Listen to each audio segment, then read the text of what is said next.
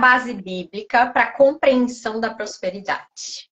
Ó, na verdade, Carol, se a gente for pegar de Gênesis a Apocalipse, tem muito. Nossa, eu estava pesquisando, tem muita coisa que fala sobre prosperidade. Mas eu quero voltar no começo.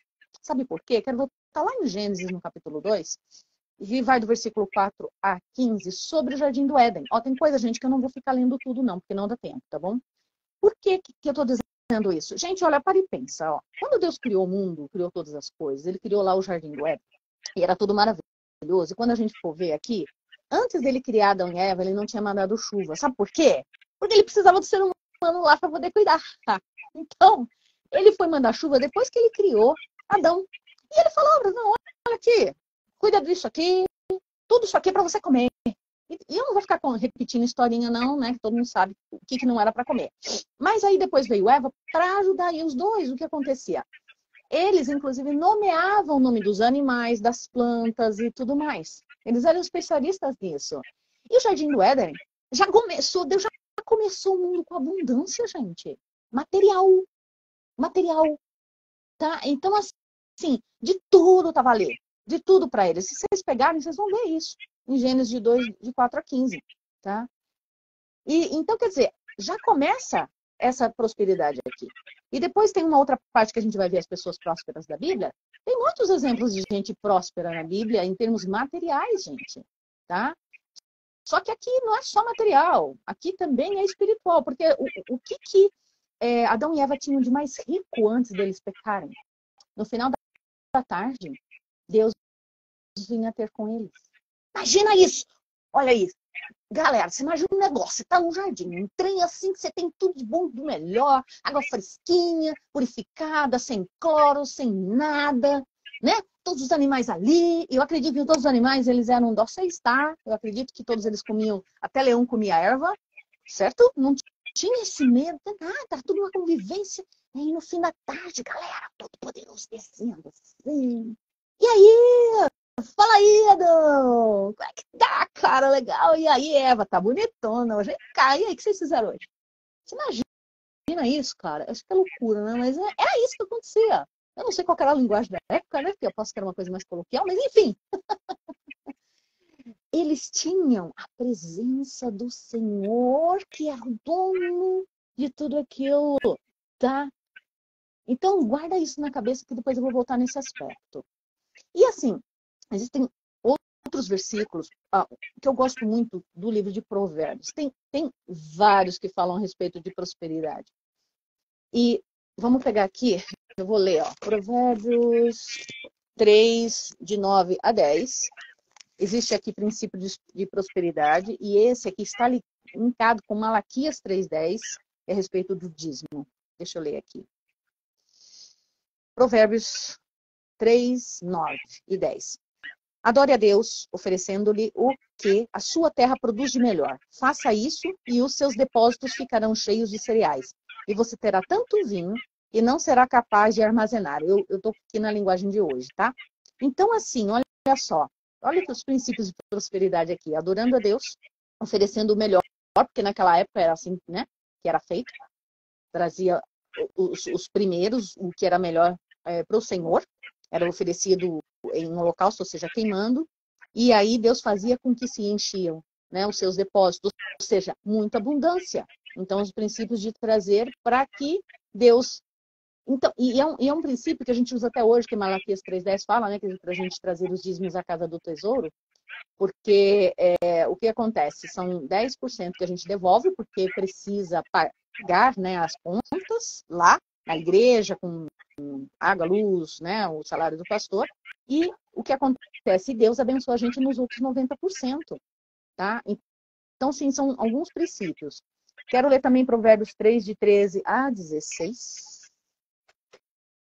que fala: feliz é a pessoa que acha a sabedoria e que consegue compreender as coisas, pois isso é melhor do que a prata e tem mais valor do que o ouro. O 15, a sabedoria é mais preciosa do que as joias. Tudo que a gente deseja não se pode comparar com ela. 16, a sabedoria oferece uma vida longa e também riquezas e honras. Lembra da definição lá de prosperidade? Riqueza e honra.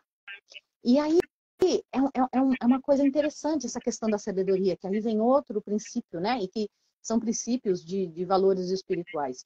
Porque imagina uma coisa, como acontecem situações, não é?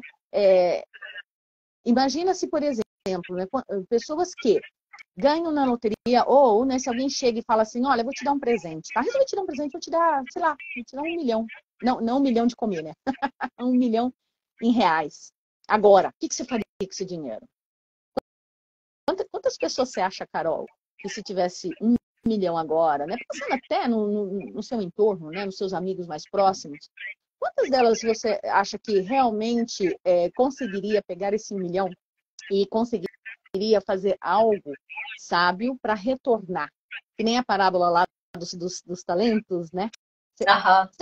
acha que, ou você acha que ocorreria o contrário? Que as pessoas, assim, no A máximo... grande maioria ocorreria o contrário.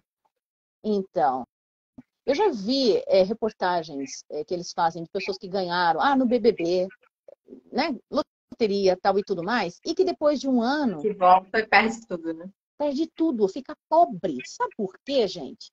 Ai, fala aí a tua resposta que eu quero complementar, ver se eu tô Porque elas certa. não têm sabedoria para poder lidar, ela não tem a mentalidade, ela tem uma mentalidade de pobreza, ela não tem uma mentalidade de prosperidade, ela não tem uma mentalidade, sabedoria de como usar esse dinheiro, porque a primeira coisa que ela vai fazer, ela vai gastar, ela vai ostentar, tá? Ela fala, não, ganha, não, agora ó, roupa de marca, carro, tal e tudo mais, e acha Vai que durar a com vida toda, né? e não que ela não possa, mas o problema é gastar tudo com isso, festa, com, né? E não pensa lá depois e assim, não vai atrás, tipo assim, se a pessoa não sabe, não sei o que fazer, vai atrás de alguém que é especialista, que sabe o que fazer, vai se educar, né? Vai É aprender bem como lidar com isso. interessante. Estás falando com a base bíblica, né? Desculpa Pode te falar, cortar aí, mas, pode né, cortar. que nem a gente conversou, que eu também estudo bastante a questão da neurociência e tal. E tem outra coisa que nem a gente falou do ego, né? Que Uhum. o ego, ele não cria nada. Então, geralmente, essas pessoas que ganham muito dinheiro, o artista, ou enfim, ou na loteria, perde tudo. Por quê? Porque daí vem o ego. Ai, não, agora eu quero mansão, quero lancha, quero isso, quero aquilo. Não pensa também em retornar para a sociedade, porque o dinheiro é feito para isso, né? Não é só para aquela pessoa. E aí, né? Ou às vezes sai. E aí tem aquilo lá. Se realmente no meu coração eu sentir, não, eu vou ajudar o fulano e tal, Deus vai te ajudar a prosperar, porque estás abençoando outras pessoas. Agora, se Uhum. ele vê que aquilo ali é só aparência, né? Aquele, vou lá fazer uma caridade, bater uma fotinho aqui para dizer que, né? Uhum. Então, Só vão ver. não sustenta, não tem sustentação. E aí é onde é diferente de ter dinheiro e de ser próspero, né? Daí acho que encaixa bem no nosso tema. Isso. Encaixa, né? Porque isso que você está falando encaixa na parte, inclusive, de generosidade aqui.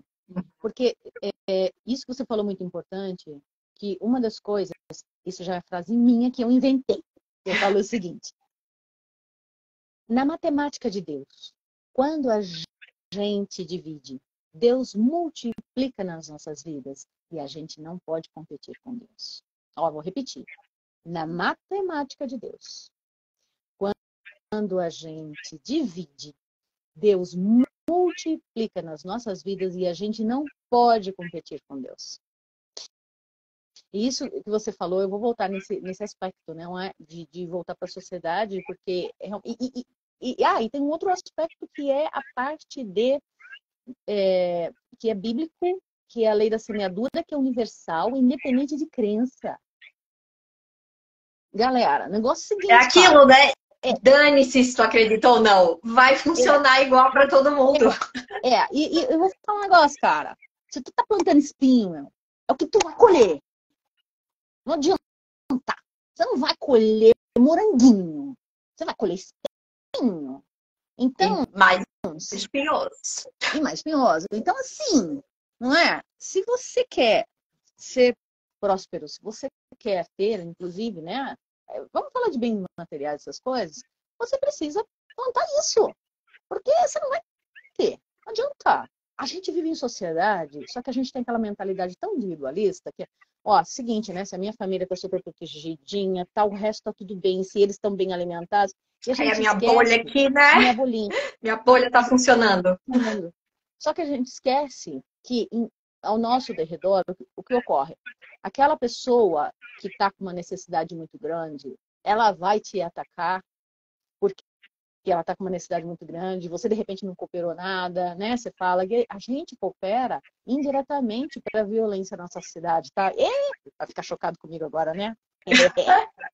A gente indiretamente coopera para toda a violência, toda a desgraça social que ocorre. Sim, Com porque para certeza. começo de conversa, será que a gente realmente se importa? E sim, gente, não estou dizendo que a gente tem que ter a síndrome de super-herói, tá bom? A gente não vai salvar todo mundo. Mas aquele detalhezinho, que nem uma vez eu ouvi um palestrante dizendo o seguinte, que né, um cara ele estava lá na praia, jogando estrelas de volta para o mar, que aconteceu algum problema, tinha um monte, estava forrado a praia de estrela. O outro passou e falou assim, ih, cara, fala sério, você não vai conseguir, não. Olha, tem um monte aqui, você não vai conseguir salvar todas as estrelas. Aí o cara catou uma e falou assim, mas para essa aqui, eu estou fazendo uma grande diferença na vida dela. E continuou jogando. E é assim, é um de cada vez. Né? Quanto que realmente a gente importa? E o que é que a gente pode fazer com o que a gente tem nas nossas mãos? Aí eu estou falando do princípio de generosidade. Porque às vezes a pessoa pensa que ela tem que ser rica, que ela... Não! Às vezes é uma coisa que nem agora nós estamos na época de campanha do agasalho, não é? É uma touca, uma luva que você pode doar. Sempre tem alguma coisa que a gente pode se desfazer. Que esteja boa, tá, gente? Não é furado, não, né? Senão não queima essa porcaria na fogueira aí da miséria. Porque... Não, e até vou complementar também isso aí, Angel, né? Porque a gente tá falando de doação de generosidade. E o contrário também é verdadeiro, porque é um princípio que nem tá explicando. Então, se eu travo, se eu acho que o pouco que eu tenho eu não posso dividir, se eu acho que vai me faltar, que Deus não vai me abençoar, que eu preciso viver com coisa furada, estragada, quebrada, suja, porque aquilo ali, se eu não tiver, eu vou passar fome, é ao contrário também, né? Porque daí o devorador entra e também trava a vida da pessoa, né? Sim, agora é óbvio que uma coisa é se a pessoa também está em condições, não é?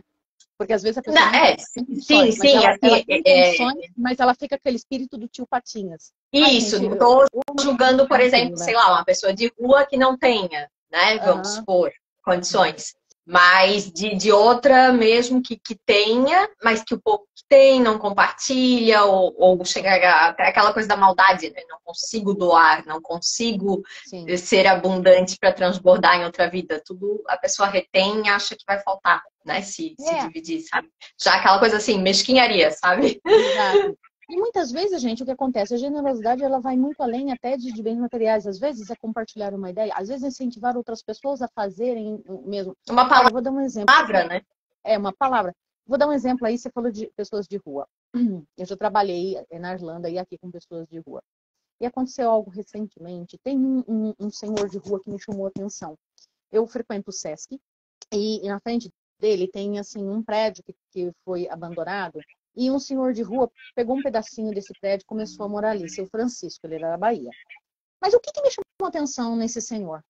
Gente, olha só. Eu não conheço, não sei o que aconteceu na história do seu Francisco. Ele tinha um pouquinho de dinheirinho. Aí ele foi no ferro velho, pegou uma carriola, lixou, pintou. E ele começou a caçar caixas de isopor pequenas assim, caixa de isopor. E ele comprou umas mudinhas. Salsinha, cebolinha, coentro, rúcula. Ele começou a plantar de forma orgânica nesse espacinho que ele tá?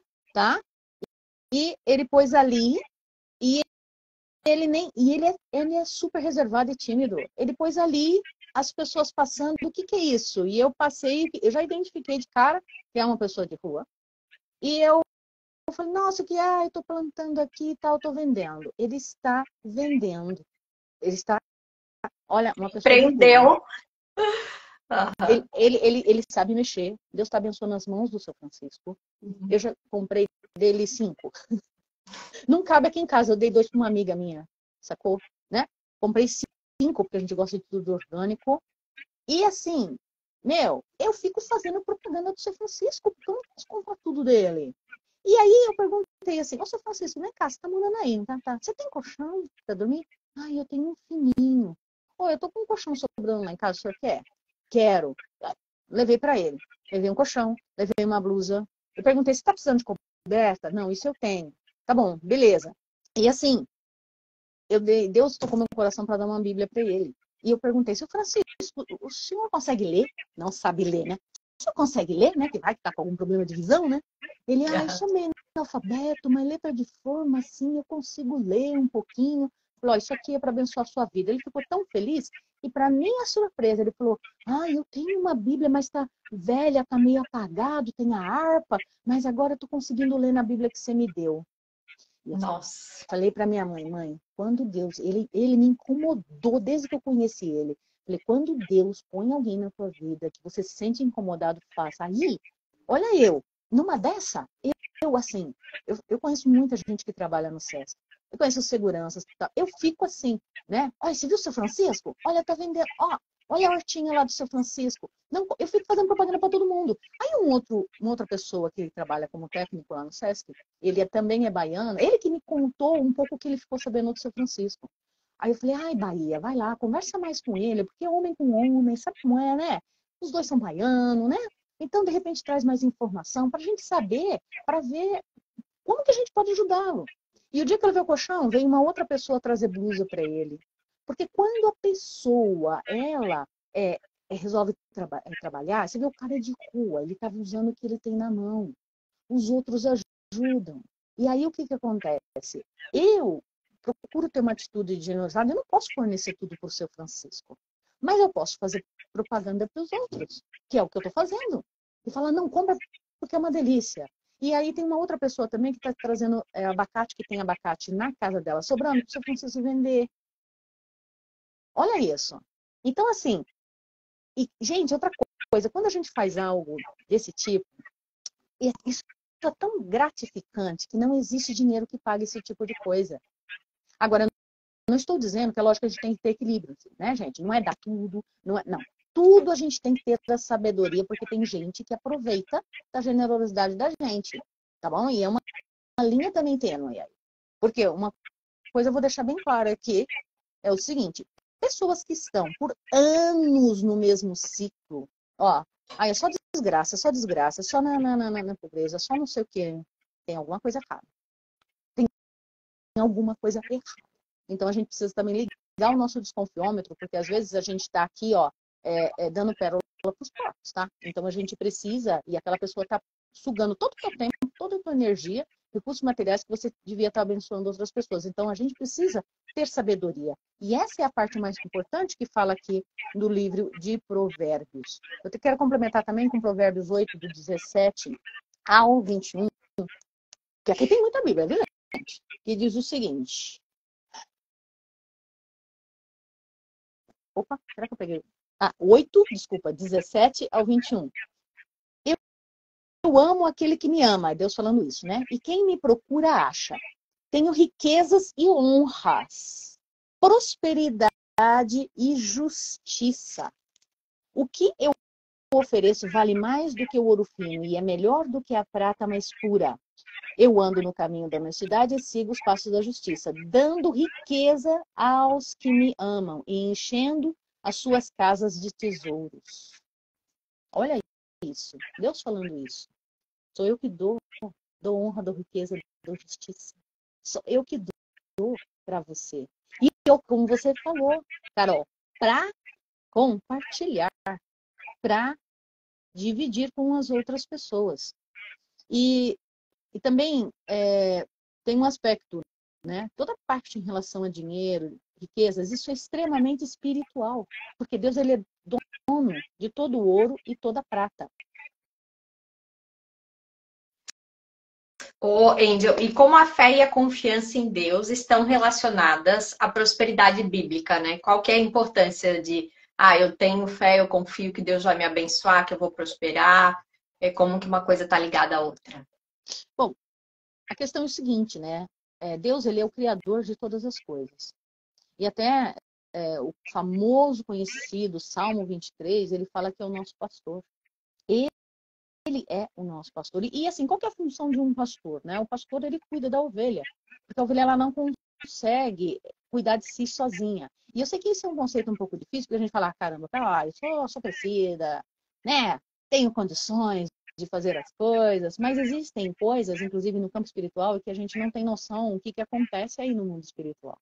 E Deus deu assim, porção de inteligência para a gente, de discernimento, porque afinal de contas nós somos feitos à imagem e semelhança de Deus, mas nós temos essas limitações. A gente não sabe o dia de amanhã. Sabemos? Sabemos. Não.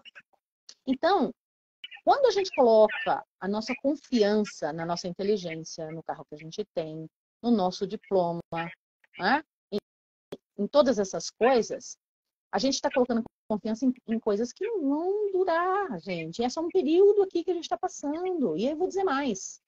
Todas as coisas boas que nós temos e que Deus nos abençoa, seja lá com saúde, com riqueza, bens materiais e tudo mais, em vida, isso é só para a gente ter uma ideia do que vai ser a eternidade com o Senhor. É uma pontinha, aquilo que nos espera lá na frente. Agora, o contrário também é verdadeiro, né? Os momentos de sofrimento, de dor, de super estresse, de violência, tudo que é ruim é uma pontinha para a gente ter ideia do que é a vida eterna sem o Senhor. É um trailer.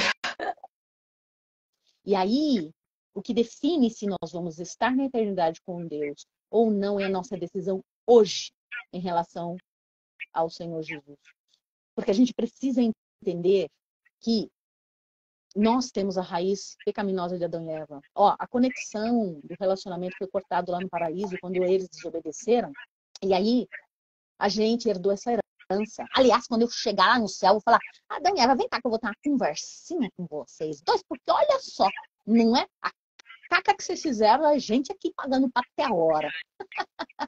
Mas como Deus é misericordioso, ele já tinha o plano antes de enviar Jesus para ser nosso Senhor, Salvador das nossas almas. Então, o divisor é agora, não é amanhã, tal. Porque quem sabe, né? Que vai amanhecer vivo amanhã. Ué, para morrer basta estar vivo, né? Tá Não, vivo. e assim, tá, então, quer dizer, é agora. Então, se de repente tem alguém aqui no canal que não tem esse entendimento, anota aí João 3, 16, né, 17, lê aquilo lá. Anota lá. Porque Deus amou o mundo de tal maneira que deu seu único filho para que todo que nele crê não morra ou não pereça, mas tenha a vida eterna. E Deus enviou o seu filho não para julgar o mundo, mas para ser salvo por ele. Precisamos de um Senhor, um Salvador da nossa alma. Então, quer dizer, esse é o princípio de todas as coisas. E aí, o que acontece? Se a gente, respondendo a tua pergunta, se a gente está apenas conectado com aquilo que a gente não vai levar para o caixão, ferrou. E tem outra coisa, gente. Você falou lá no começo que para você, né, prosperidade, saúde, saúde física, saúde mental, então, caramba, eu vou usar a pandemia, tá batido, mas eu vou usar. Não é a primeira vez que ocorre uma pandemia, né? Porque houve a gripe espanhola que foi exatamente a mesma coisa, porém não em âmbito mundial. Mas quantas pessoas tinham muito dinheiro, muita riqueza e que não conseguiam respirar? Olha o ar, que é muito mais precioso. E que morreram sufocadas por causa de um vírus terrível. Quantos? Gente, sabe? Percebe que não fecha conta? Quando a gente aprende a apenas confiar em bens materiais, a conta não fecha. Uhum. Oi, Índio, eu vou tentar acelerar aqui um pouquinho para a gente abordar verdade. os nossos tópicos. Tô olhando a Né? hora que O que a gente já comentou aqui, eu vou pular um pouquinho, mas acho que tem coisa não bem tem problema. importante. E, A gente tipo, vai qual o colocando. papel, né, por exemplo, da obediência aos mandamentos, né, para a gente ter uma vida próspera, para alcançar a prosperidade, né? Que a gente sabe que tem os mandamentos e tem gente que acha que é meio que para bonito, ali não serve para nada. Então, também, como uma coisa está ligada à outra. Tá, eu vou responder sim de uma outra forma. Na verdade, o que a gente precisa aprender é ter equilíbrio em relação às coisas. Sim, no tocante, no geral, é ter equilíbrio. A gente tem que lembrar que tudo que nós somos e temos pertencem a Deus. E aí você falou dos 10 mandamentos, mas deixa eu resumir, né? Porque Jesus foi indagado. E aí, né? Qual que é o mandamento mais importante, né? E ele fala, é amar a Deus acima de todas as coisas e é o teu próximo como a ti mesmo, tá? Esse dá um resumão. Só que olha só, se a gente tem um equilíbrio e a gente pensa da seguinte maneira, tudo que eu tenho, tudo que eu sou pertence a Deus. Então, é tudo. Do que você está falando? Você está falando que a minha família, né? Aí quem é pai e mãe aí, então quer dizer que meus filhos, eles são de Deus? Aham, pertence a ele. Aí você está querendo dizer que o carro que eu consegui, com tanto suor do meu rosto, a casa, o apartamento e tudo mais, isso daí pertence a Deus? Aham, sim. Sério? Então quer dizer que essa blusa bonita aqui, ó, isso aqui veio da Índia. Minha amiga minha me deu de presente. Sim, Então, adoro. O meu veio de Portugal, ó. Estamos muito chique. importadas. Estamos importados. Isso aqui pertence a Deus? Sim. Sim. E o que você quer dizer com isso? Pô, se de repente colocar no teu coração, Angel, eu sei que você ama e você é sharp, mas isso aqui você vai dar para uma outra pessoa. Vou dar, Senhor. Vai. Olha, Não, e é aquilo, né? Se tu teve braço para trabalhar, se tu teve saúde, teve dinheiro para conquistar, até, né? Antes falasse ali do dízimo, até tem vídeos no canal explicando do dízimo também. Porque é isso, né? Geralmente, até quem não é cristão e olha de fora pensa, mas dando dinheiro para a igreja, ou não sei o quê, e não entende isso, que realmente não, Deus te deu a saúde, tu trabalha porque tá tudo indo bem. Então, esse 10% não é tipo, eu estou tirando do meu o 10. Não, na verdade, tu ganhou 100 sem, digamos, merecer ou ter direito nenhum e só tá agradecendo com 10. Então, tu ainda fica com 90, contra o contrário, né? E é difícil as pessoas entenderem isso. Entenderem que se ela retém aquilo que Deus ordenou, porque é uma ordenança, tá? Em obediência. É um princípio. Se ela não consegue sobreviver com 90, ela não vai conseguir. 90% ela não consegue com 100 nem com 110. E aquilo se transforma em outra coisa, a gente dá oportunidade para desgraças ocorrerem na nossa vida, né? A gente não devolve e aí vem uma doença. E outras coisas também, que Deus fala, olha, eu quero que você abençoe essa pessoa. Olha, precisa tal. E eu sei que tem certas coisas que são difíceis, né? Por exemplo, uma pessoa é casada, tal e tudo mais, aí ocorre uma situação e de repente Deus fala assim, olha, tá vendo aquela prima lá? Aquela tua prima lá é para você cuidar dela, que ela tá precisando, traz ela para tua casa aqui. E de repente você vai falar assim, nossa, teve uma vez que uma pessoa estava evangelizando pessoas de rua e aí falou assim, né, distribuindo sopa, alimento, tal, e uma mensagem, olha, porque Jesus te ama, tal. Ah, você é cristão? Sou. Então se você ama Jesus e tudo mais, e essa coisa, esse blá, blá, blá todo, o cara falou assim, por que você não me leva para tua casa? O cara falou isso. Aí, eu lembro que um pastor falou, o que ele responderia diante dessa situação? Olha, eu tranquilamente responderia para a pessoa o seguinte, o que eu posso fazer hoje por você é o que eu estou fazendo aqui nesse momento. Ok? Eu não tenho condições de levar uma pessoa para minha casa. Mas o que eu posso fazer é o que eu estou fazendo nesse momento por você.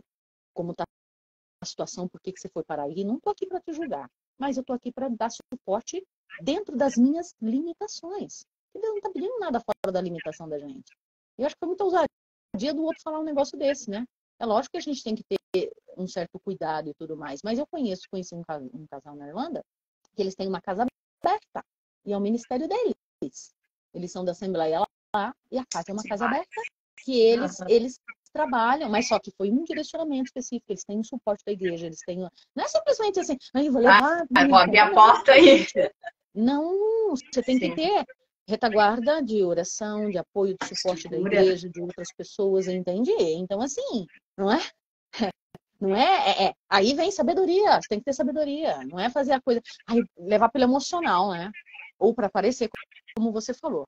Então, assim, eu resumo aqui do primeiro item, né, pra gente tentar avançar, porque, estamos lascados aqui, longo tempo. Vou ter que fazer outra.